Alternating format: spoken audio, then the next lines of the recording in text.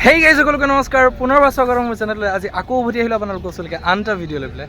আজি বৰ বেলেগ এটা বিশেষ উদ্দেশ্যত আমি যাবলৈ ওলাইছোঁ শিৱসাগৰ আহি বহুত দূৰ পালোঁ মাজতো বহুত কিছু হ'ল কিন্তু পাহৰি গৈছিলোঁ যে আপোনালোককো দেখাব লাগে আমি এইখিনি পিছফালে আছে তিনিখন গাড়ী আগফালে আছে আৰু দুখন গাড়ী বাকী আমি এতিয়া ইয়াত পেট পূজা অকণমান কৰিব বিচাৰিছোঁ যিহেতু ৰাতিপুৱা কোনেও জলপান নোখোৱাকৈ আহিলে সেইটো কাৰণে আমি ইয়াত ব্যৱস্থা কৰি মেলি লৈ আহিছোঁ এতিয়া খাবলৈ বহিম আৰু সেইটো কাৰণে আমি গোটেইখিনি ইয়াত ৰৈছোঁ ভিডিঅ'টো শেষলৈকে থাকক কি বিশেষ উদ্দেশ্য সেইটো আপোনালোকক অৱগত কৰাম আপোনালোকক দেখাম থাকক আৰু ভিডিঅ'টোত আৰু এইফালে আমাৰ জাহিৰ খানে গোটেইখিনিক বেলাই আছে গোটেইখিনি ইয়াতে বহি মেলি খাব লৈছে জানকা বহি দিলে তো এতিয়া শেষত ময়ো খাব বহিম আৰু ধুনীয়াকৈ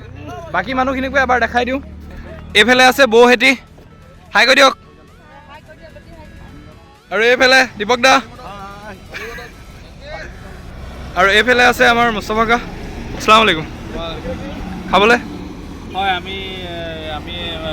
হেৰিলৈ ভ্ৰমণ কৰি গৈ আছোঁ বহুত ডাঙৰ এখন মিটিং আছে দেই আমাৰ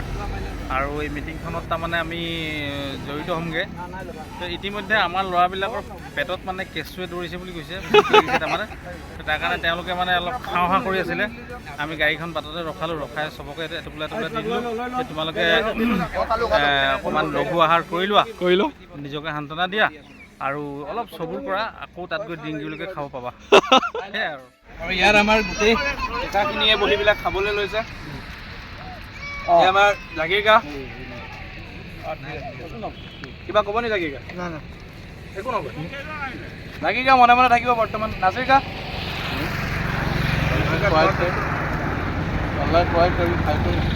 বৰ্তমান আমাৰ খোৱা বোৱা হৈ গ'ল আৰু আমি ইয়াৰ পৰা আকৌ শিৱসাগৰমুখী হ'বলৈ লৈছোঁ থাকক আৰু ভিডিঅ'টো আপোনালোকে চাওক গোটেইখিনি ৰেডি হৈ আছে এতিয়া যাব আৰু এখন গাড়ীকে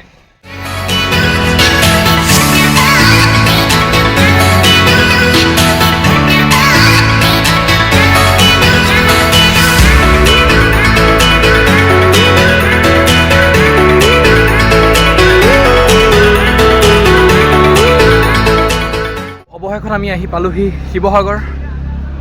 বৰপুখুৰী পাৰৰ আমাৰ শিৱসাগৰ যুৱদলত আৰু বাকী ভিতৰলৈ যাওঁ আৰু আমাৰ বাকী সংগ্ৰামী সতীৰ্থসকলৰ লগত লগ কৰোঁগৈ আৰু আপোনালোককো দেখাম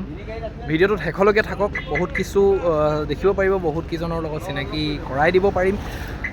সময়ৰ প্ৰতি লক্ষ্য ৰাখি সাংবাদিকসকলৰ লগতে আমন্ত্ৰিত জ্যেষ্ঠ নাগৰিকৰ সৈতে আমাৰ সংগ্ৰামী সতীৰ্থসকলো আহি উপস্থিত হৈছে আপোনালোকে ভিতৰত যিহেতু দেখিব পালে যে বেনাৰ এখন দেখিব পালে উজনি অসম সন্মিলিত মুছলিম পৰিষদ বোলা হয় আমি ঐক্যসেনাৰ যিখিনি সতীৰ্থ আছিলোঁ সকলোৱে পদত্যাগ কৰি পেলাই এতিয়া আজি উজনি অসম সন্মিলিত মুছলিম পৰিষদ নামৰ এই সংগঠনটোৰ জন্ম পাব গৈছে আৰু আজি আমি সেই উদ্দেশ্যে আহি উপস্থিত হ'লোহি শিৱসাগৰ শিৱদৌলত আজি শিৱসাগৰৰ কেন্দ্ৰীয় সমিতি গঠন হ'ব আজিৰ দিনটোত ভিডিঅ'ৰ আপোনালোকে ধুনীয়াকৈ থাকক ভিডিঅ'টোত শেষলৈকে থাকক চাবলৈ চেষ্টা কৰক কি পাৰোঁ সেইখিনি মই দেখাব চেষ্টা কৰিম আৰু এইফালে আমাৰ নাছিৰ কা আছে আৰু ইতিমধ্যে আমাৰ ওচৰত আহি উপস্থিত হ'ল ৰাহুল দা এয়া ৰাহুল দা আৰু বাকী চাহিদ আছেই যেনিবা বাকী ভিডিঅ'টো শেষলৈকে থাকক আপোনালোকে দেখিব পাব বহুতখিনি কৈছিলোঁ যিহেতু বহুতখিনি নতুন চেহেৰা আপোনালোকে দেখিব পাব তো এয়া চবতকৈ মানে মোৰ ভিডিঅ'ত বিশেষকৈ নতুন চেহেৰা এয়া হ'লগৈ ৰাহুল দা মানে আমাৰ মৰাণৰ বহুত এজন বিশিষ্ট এজন মানুহ হয় মই লোৱা নাই মই চিৰিয়াছলি কৈছোঁ এজন বিশিষ্ট দাদা মানে দাদা হিচাপে বহুত ধুনীয়াকৈ গাইড কৰে মোক আৰু ভাল বেয়া ছাপোৰ্ট কৰে আৰু বাকীতো আৰু মইনাকা আছেই লগত আৰু এতিয়া জিকিৰ পৰিৱেশন কৰি সভাখন আৰম্ভ কৰিবলৈ মঞ্চলৈ জিকিৰ পৰিৱেশনকাৰীক আমন্ত্ৰিত কৰা হৈছে এইখন শংকৰ আজানৰ সমন্বয়তে আজান ফকীৰ আৰু শংকৰ গুৰু এই সমসাময়িক ধৰ্মগুৰু অসমীয়া সাহিত্যত অসমীয়া জাতি গঢ়াত দুইজনৰ অৰিহণা অপৰিসীম সেই শংকৰ গুৰু তুমি আজি আকৌ এবাৰ আহা আজান পীৰৰ সতে মিলি এটা জাতি গঢ়া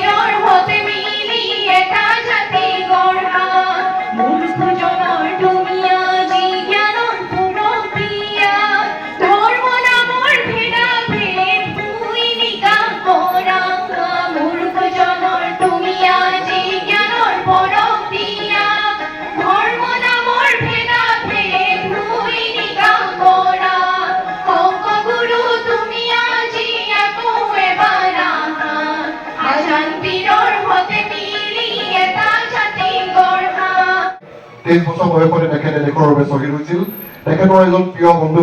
আছফাকুল্লাহ খান। আছফাকুল্লাহ খানে এদিন ভগত সিঙক কৈছিল ফাঁচি হোৱাৰ আগে আগে যে হে ভগত, তোমালোকে পুনৰ্জন্মত বিশ্বাস কৰা, আমাৰ ইছলামত পুনৰ্জন্মৰ বিশ্বাস নাই। যদি আল্লাই আকৌ মোক মানুহৰ হিচাপে জন্ম দিব বিচাৰে, তেতিয়াহ'লে মই ভাৰততে জন্ম হ'ব বিচাৰিম, ভাৰতৰ বাবে আকৌ মৰিব বিচাৰিম। এয়া হৈছে মুছলমানৰ দেশৰ অৱস্থা। গতিকে সেই আছফাকুল্লাহৰ চিন্তা চৰ্চাৰে আজানপীৰ চাহাবৰ সাংস্কৃতিক যি কৌশলে অসমীয়া মানুহক সংগঠিত কৰা যি কৌশল আছে, শংকৰদেৱৰ নীতি আদৰ্শৰ সমান্তৰালভাৱে আমাৰ আজানপীৰ চাহাবে যি ধৰণৰ বাণী প্ৰয়োগ কৰিছিল, সেই চিন্তা চৰ্চাৰে নৱগঠিত সংগঠনে অসমীয়া জাতিৰ বাবে কাম কৰি যাব বুলি আশা ৰাখি চবৰ বক্তৃতা সামৰি লৈছোঁ। ধন্যবাদ। জয় অসম। ভিতৰত সভা চলি আছে আৰু এইফালে জাকিকা বহুত বিশেষ কাম এটাৰ কাৰণে এতিয়া উভতি যাবগৈলগীয়া হৈছে। ইমান সোনকালে যোৱা কেলে তুমি? গুদামত কাম আছে আৰু ইয়াত খোৱা বস্তুখিনি ইয়াত ইখন গাড়ী পাই আৰু এখন গাড়ীলৈ শ্বিফ্ট কৰা হৈছে। বাকী সভা চলি আছে আৰু কিছু গুৰুত্বপূৰ্ণ কথাও হ'ল। সকলোখিনি কিন্তু আপোনালোকৰ ওচৰত মই মানে দেখুৱাব পৰা নাই যদিও মানে শেষত এবাৰ পৰীক্ষাত লগ কৰিব লাগিব, আপোনালোককো পৰীক্ষাত লগ কৰিব লাগিব।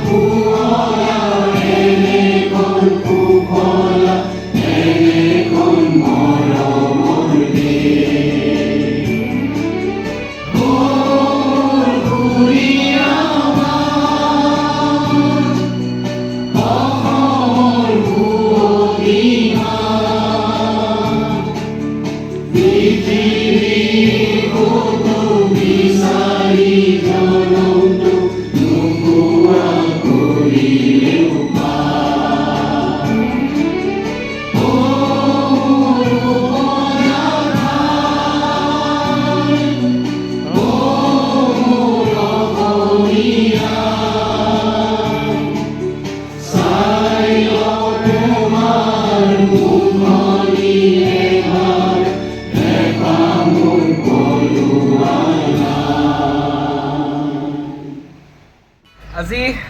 ইয়াত অৱশ্যে গোটেইখিনি কাম শেষ হ'ল আমাৰ, আৰু আজি আমি গোটেইখিনি একেলগে সমবেত হৈছোঁ। তাৰ কাৰণে ভালো লাগিছে আৰু লগতে বেয়াও লাগিছে। বেয়া লগাৰ কাৰণ এইটোৱে যে আমি আমাৰ পুৰণা ঐক্যসেনা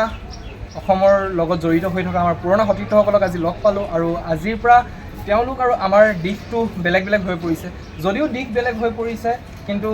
আমি যেনেকৈ ঐক্যসেনাত থাকোঁতে যেনেকৈ আমি আমাৰ ভাতৃত্ববোধৰ এনাজৰীডালত বান্ধ খাই আছিলোঁ, অনাগত দিনতো আমি একেলগে এনেকৈ ভাতৃত্ববোধৰ এনাজৰীৰ লগত বান্ধ খাই আমি আগবাঢ়ি যাম। আপোনালোকৰ দিহা পৰামৰ্শ আমাক লাগিব। মই এইটোৱে নেদেখাজনৰ ওচৰত কামনা কৰিছোঁ, যেনেকৈ আগতে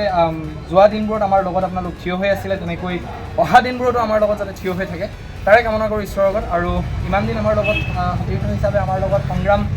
কৰি আহিলে, ক'বলৈ শব্দ নাই মোৰ ওচৰত, যিহেতু মই বাছ ইমানখিনিয়ে কৈ পেলাই মোৰ কথা শেষ কৰিব বিচাৰোঁ। ভাল লাগিলে, সদায় লগত এনেকৈ থাকিম আৰু লগত এনেকৈ। তো বৰ্তমান মই ফৰিদকাৰ ওচৰলৈকে আপোনালোকক লৈ আহিছিলোঁ, যিহেতু মই কথা দিছিলোঁ যে ফৰিদকাক লগ কৰাই দিম, সেইটো কাৰণে এতিয়া ফৰিদকাৰ ওচৰলৈ আহিলোঁ। তো এতিয়া আমি জানিব বিচাৰিম ফৰিদকাৰ পৰা কিছু কথা। ফৰিদকাৰ কি ক'ব? প্ৰথমে ধন্যবাদ জ্ঞাপন কৰিছোঁ মোৰ শুভাকাংক্ষী তথা প্ৰাক্তন সতীৰ্থসকলক, যিসকলে ব্যস্তৰ মাজত সময় দিলে। যোৱাকালি আমাৰ কেন্দ্ৰীয় সমিতিখন গঠন হ'ল, আৰু আজি ৰাজহুৱা সভাত অসমৰ বিভিন্ন দল সংগঠনৰ যিসকলে কম সময়ত আমি আমন্ত্ৰণ জনাইছিলোঁ, তথাপি তেওঁলোকক সঁহাৰি জনাই আমাক সহযোগ কৰিলে আৰু ভৱিষ্যতে আমাক সঁহাৰি জনাম বুলি কৈছে। এই সংগঠনটোৰ জন্ম উদ্দেশ্য হৈছে আমি যিখিনি আমাৰ প্ৰাপ্য হয়, প্ৰাপ্তিখিনি আমি কেনেকৈ পাওঁ, ভাতৃত্ববোধৰ এনাজৰ কেনেকৈ আমি সুদৃঢ় কৰিব পাৰোঁ, বিশেষকৈ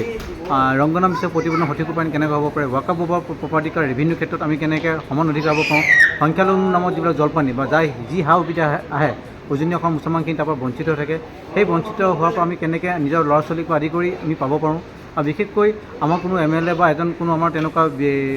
ৰাজনৈতিক বিষয়ববীয়া নাই যিয়ে সাংগঠনিক ব্যৱস্থাত অংশগ্ৰহণ কৰিব পাৰে তাৰ পৰিপ্ৰেক্ষিতত যিহেতু আমাৰ মানুহখিনি নিশ্চিত হৈছে তাৰ ক্ষেত্ৰত চৰকাৰে যেনে আমাৰ ৰিজাৰ্ভেশ্যনৰ ব্যৱস্থা কৰে তাৰ পৰিপ্ৰেক্ষিতত উজনি অসম সমন্বিত মুছলিম পৰিষদখন জন্ম হৈ গণতান্ত্ৰিকভাৱে আমাৰ আন্দোলনৰ কাৰ্যসূচী চলানি আমাৰ সংগ্ৰাম আমাৰ শান্তি আমাৰ সম্প্ৰীতি আমাক যিখিনি আমাৰ অধিকাৰ আছে যেনে প্ৰাপ্যখিনি কাঢ়ি নিব পাৰোঁ তাৰ কাৰণে এই সংগঠন জন্ম হৈছে আৰু ভৱিষ্যতে চৰকাৰৰ পৰা আমি সঁহাৰি জনাম যেনে খিলঞ্জীয়া নাম দি পেলাই তেওঁলোকে তেওঁলোকক বঞ্চিত নকৰে আৰু উজনি অসমৰ বছৰ বছৰ ধৰি বাস কৰি যিসকল মানুহ আছে তেওঁলোককো ৰাজনৈতিক অৰ্থনৈতিক সামাজিক অধিকাৰ ক্ষেত্ৰত চৰকাৰে ব্যৱস্থা গ্ৰহণ কৰক আৰু বিশেষকৈ NRC বায়'মেট্ৰিকৰ ক্ষেত্ৰত চৰকাৰে আমাৰ উজনি অসমৰ বহুত মানুহৰ আধাৰ বনাব পৰা নাই এই NRC বায়'মেট্ৰিকৰ ক্ষেত্ৰত চৰকাৰে সুপ্ৰিম কোৰ্টত পিটিশ্যন দাখিল কৰি এই খোলা ব্যৱস্থা কৰক তাৰে আৰু বহু আছে পৰিকল্পনা পিছৰ পৰ্যায়খিনি আমি আলোচনা কৰিম এতিয়া মিটিং শেষ হ'ল আৰু মই এতিয়া হ'লোঁ কোঁৱৰপুৰ অভিমুখী কাৰণ বাই ঘৰলৈ বহুত দিন যোৱা নাই কাৰণ ছুটিও পোৱা নাই আৰু মোৰ মৰমৰ ভাগিনজনীও আছে তাইকো বহুত মিছ কৰিছোঁ আৰু মইনাকাকো লগত লৈ গৈছোঁ এইফালে মইনাকা আছে আৰু মই গাড়ী চলাই যিহেতু ভিডিঅ'টো কৰি আছোঁ অকণমান হিলিব পাৰে চেকি ভিডিঅ' আহিব পাৰে তো গৈ লওঁ বাইহঁতৰ ঘৰত গৈ পেলাই আকৌ টেকেলিজনীক লগ কৰাইছোঁ আপোনালোকক আৰু এয়া হ'লগৈ বাই বহুত দিনৰ পাছত বাই ঘৰলৈ আহি উপস্থিত হ'লোঁ আৰু এই কোচত থকাজনী মোৰ লাডলি মোৰ মমাজান মানে বহুত বেতাব হৈ আছিলোঁ তাইক চাবৰ কাৰণে এতিয়া দেখি গ'লোঁ নাজান